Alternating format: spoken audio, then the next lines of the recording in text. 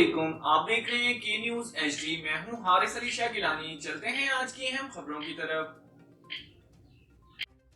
रुक करेंगे दादू का, जहां से रिपोर्ट कर रहे हैं हमारे नुमाइंदे सैयद सफीर हुसैन नकवी। मुल्क भर की तरह खैरपुर नाथक शाह में भी कश्मीर यकजहती के हवाले से रैली का इनेकाद किया गया।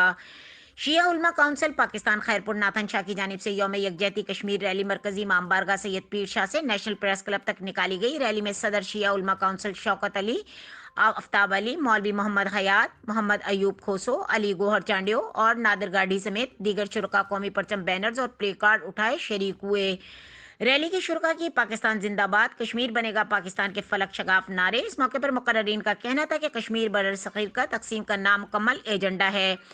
कश्मीरी अवाम पर काबिल बर्दाश्त उन्होंने मुतालबा किया है कि कश्मीरी अवाम को इनकी ख्वाहिश के मुताबिक हक खुद इरादियत दिया जाए। रैली के अख्ताम पर मुल्क और कौम की सलामती और कश्मीर की आज़ादी के लिए दुआ भी कराई गई। मजीद खबरों और अपडेट्स के लिए हमारे साथ रहिएगा। तब तक के लिए अपना ख्याल रखिएगा। अल्लाह हाफिज।